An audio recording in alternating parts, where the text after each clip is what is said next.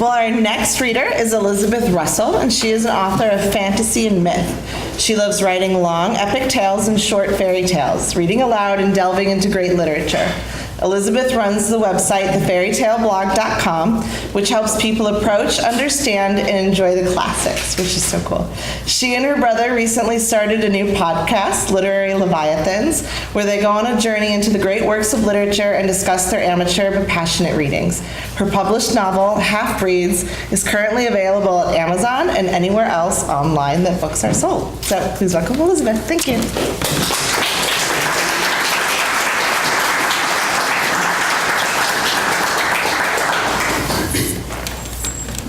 Try and line up here. Okay. Okay. Is that good?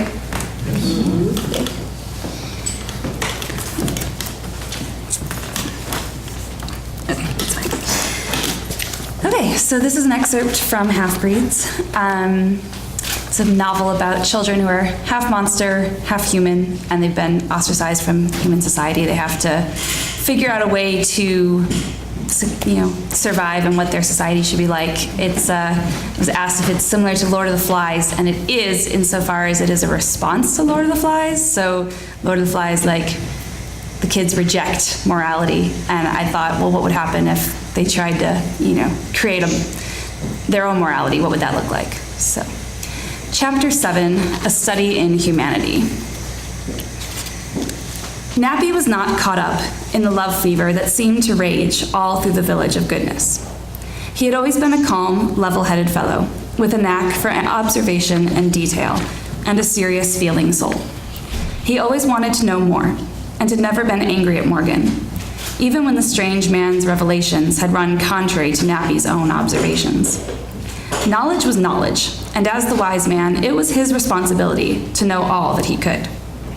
He reflected to himself in his owlish way, meaning that he curled himself on a stump or a rock, alone on the edge of the forest, and thought wisely, that Morgan had studied the half-breeds in order to understand them.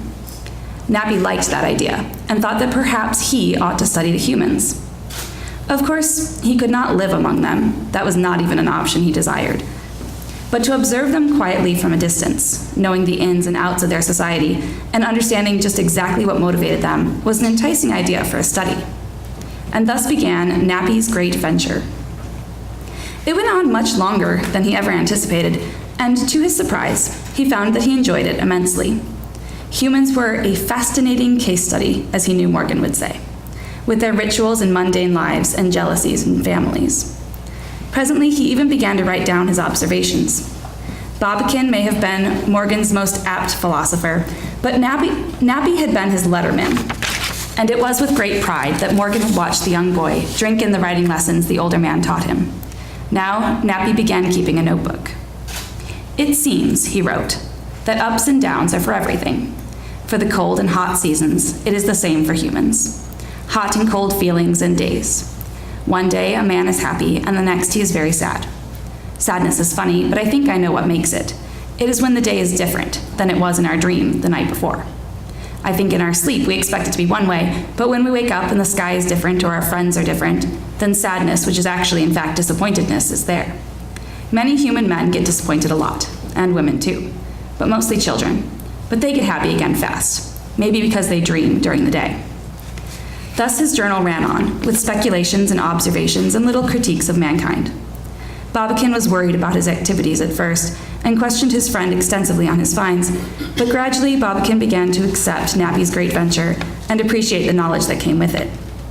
Probably, before Morgan's arrival, he would have banned the venture, haunted by misconceptions and vague superstitions of mankind. But most of these had been eradicated through Morgan's stories and lessons, and now Bobbikin saw humans as not so terrible and untouchable, though certainly still as dangerous. Therefore, with a warning to be careful and discreet, Bobbikin allowed Nappy his eccentricity. Nappy was sitting in the bough of a weeping fig, well concealed by the overspreading foliage, taking notes in his journal and thinking quietly to himself. He had an excellent view of the village, but it was a distance away, his tree located on the edge of one human family's property. Presently, the daughter of the family, he knew her to be the eldest, made her way out of the tree and stood beneath it. Nappy did not mind.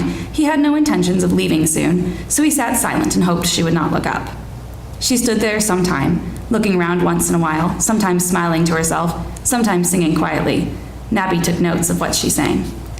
Picadillo, armadillo, all is fanciful illusion. If I didn't, then he wouldn't, but I did, and so he came.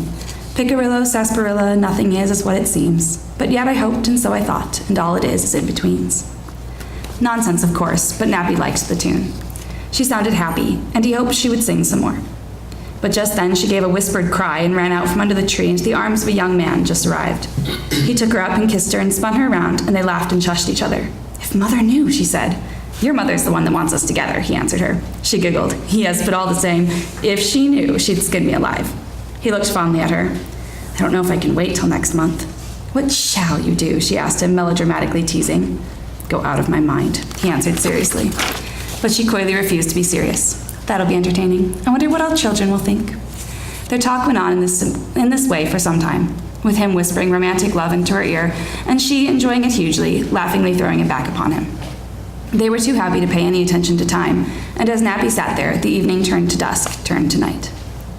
Nappy took great enjoyment in this tryst, and returned to catch a sight of it every night for 2 weeks. The lovers were approaching their marriage day and were overwhelmed with happiness. Nappy speculated, theorized, reasoned, and enjoyed with his whole heart. He compared this relationship with the ones he saw back at camp, and found very few differences. Except for this one ruling element, the parents, from whom the young people hid the intensity of their passion. He wondered why they slunk away at night and did not behave so around the adults, for whom they had such apparent love, and yet an apparent fear. It was these relationships that puzzled the boy most, as it had been the lack of an adult figure in the half-breed colony that most intrigued Morgan. We are confused doubters of what we do not know. The wedding day approached, and Nappy was present for the ceremony.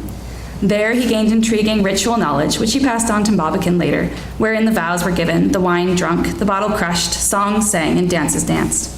He enjoyed it immensely, but even more so, he relished the sight of the bride and groom, supremely happy in one another's arms, disappearing into their new, freshly built home.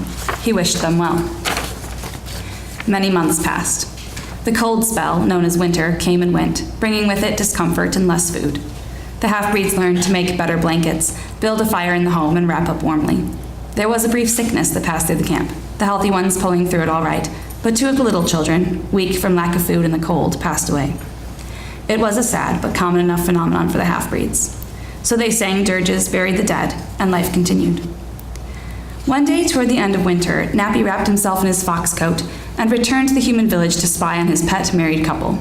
He climbed into his tree and watched the closed door, but all was not right. There was a hurrying and frowning behind the windows. The doctor went in and out over the course of the day, and the young bride was weeping in her mother's arms. Nappy wrote in his journal, "There is so much sadness, and there was before much happiness. I do not think the human girl will never be happy again, nor when I see her cry up so much sadness. I never seen anyone so sad as she is, and I want to cry with her. I cry when my friends die, and the man was her friend. Is he dead?" And as he watched, sure enough, he saw them carry out the groom and bury him, his widow standing near, and he saw her return alone to the house where she was once so happy. Nappy could never decide afterwards why he did it, but it seemed the thing to do. So he did, and we will see what came of it. For much comes of our actions, careless or loving. They're like the little stones that begin an avalanche. That is what Nappy would learn, but despite all that came afterward, he never regretted it. I am sorry he is dead. He was a nice man. He loved you and you loved him, I could tell. Now you are sad, maybe forever, but maybe one day it won't hurt so much. He wrote this, and in the dead of night he slipped it under her door. In the morning he saw her open the door and peer out into the street. Perhaps she thought it was a loving note of a little child, for she did not look worried, just curious and still sad. A month later, for he was still watching her once in a while, he wrote her another one. I saw you smile yesterday. Good, I am glad. But it was a different smile than it was before. He would be glad to see you smile. To his unbounded astonishment, she slipped him a response under her door that night. It read thus, I do not know who you are, my little angel, but you are looking out for me and I am grateful. He would be too. Perhaps he sent you to take care of me with your words and little helpful advice. Don't ever stop being so kind to those in need. You are a very good person. After that, Nappy began writing longer epistles. About things he saw in the forest, about his observations of human life, all as carefully worded as possible to avoid being perceived for what he was, and she wrote him back. Her name, he discovered, was Maritime, and she was a weaver, which meant that she made cloth for clothes. She told him about it and responded intelligently and philosophically to his many observations. By paying careful attention to what she wrote, his grammar and spelling quickly improved. Finally, after a few months of this correspondence, Maritime wrote that she would like very much to meet him. Nappy expressed reticence to this idea, stating that he did not much like being amongst people and did not know if she would like him when she met him. Nonsense, she wrote back. There will be no one but you and me, and we will have a lovely little chat together, I know. For you see, I know you very well already, and we both know that Charles approves of you. Charles was her late husband. So Nappy asked that they meet outside, beneath her fig tree, and she agreed. Nothing is ever the usual way with you, is it? She commented in her response, and Nappy thought, terrified, that she would soon know why. When the day arrived, Maritime stood excitedly beneath the tree, waiting to see whom she thought would be a young boy. Where can he be? She wondered aloud, and to her astonishment, she heard a deep response from above. I am here. And down dropped a young man about her own age. If a man he could be called, for indeed he was so wild-looking and rather short and completely strange. Nappy thought to himself that he should reassure her, that he should say something. He thought hard, but to his astonishment, she spoke first. Do not be afraid. I won't call for help. Then he realized that he had been afraid, but now he was not. Aren't you afraid of me? He asked. No. Surprised, confused, but not afraid. I told you that I know you, and what you look like can't change that. But I'm a half-breed, he said gruffly, defensively. That hateful word coming from that very real face before her was completely incongruous, even for her imagination, and she simply smiled. Would you like some tea? He wanted to run away, but he wanted very much to stay. What was tea? Whatever it was, he would find out. Yes, he said, and followed her into the house. Tea was apparently dark water that tasted like sweet grass. It was hot, but good. Half-breeds are supposed to be vicious and man-eating, but I think you're more afraid of humans than we are of you. Just you, said Nappy. You're not afraid because you knew who I was before you saw me.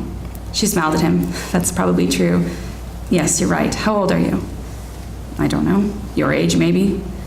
How did you know so much about me? You've been watching me, haven't you, ever since Charles died? I was watching The Village, and then I saw you and Charles before you were married. I was interested, so I watched you sometimes. Then you were so sad after Charles died, and I wanted you not to be sad. I liked him. You liked Charles? He loved you. Her eyes were very blue. He'd never been close enough to notice before, and her skin, pale and white, unlike the half-breed's half-baked tan. I loved him, she answered. They talked a long time that day. Maritime wanted to know much about the half-breeds, but Nappy was reticent to tell. Bobbikin did not know about this meeting, and he certainly would not have approved of a human from the village knowing details about half-breed life. He made her promise to tell no one else about him, and she agreed, on the condition that he return and they continue their friendship. And their friendship continued. It was an odd relationship, woven in and out of the two worlds so wholly separate from one another.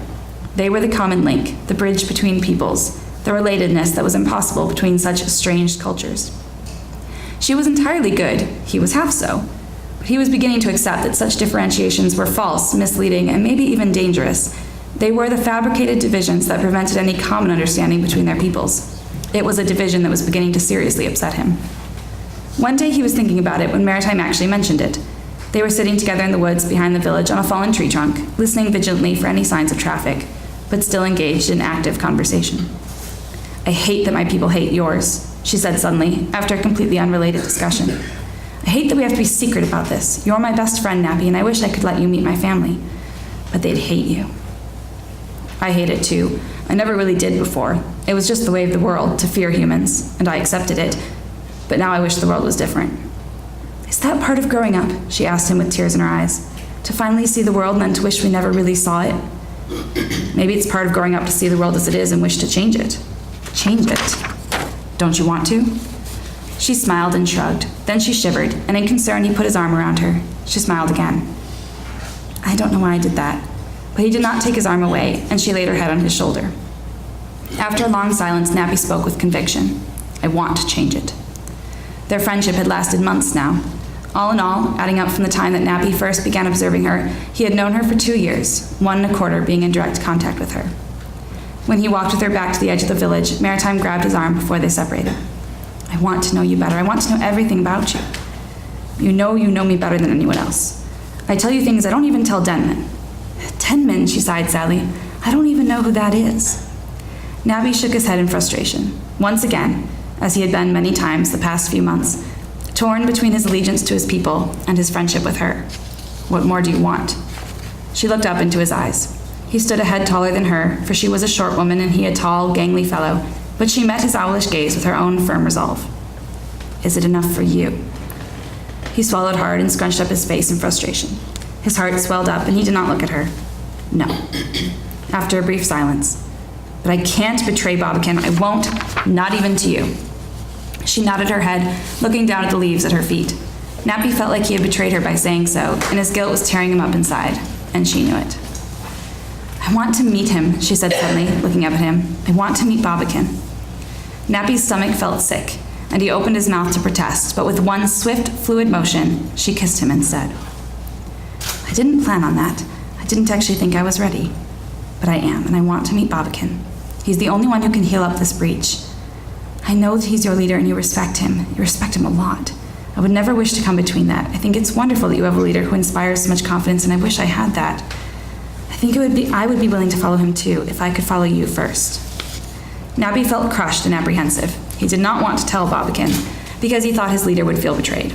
But he did want to further his relationship with Maritime, and he was clear-sighted enough to perceive that telling Bobbicon was the only means to do so.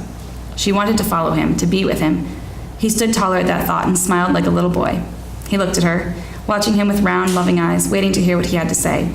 She had bared her heart to him and stood waiting for him to answer her. Tears welled in his eyes as he stood there, and tenderly he touched her face. I want him to meet you. I want him to know you. Together, I think we can change the world.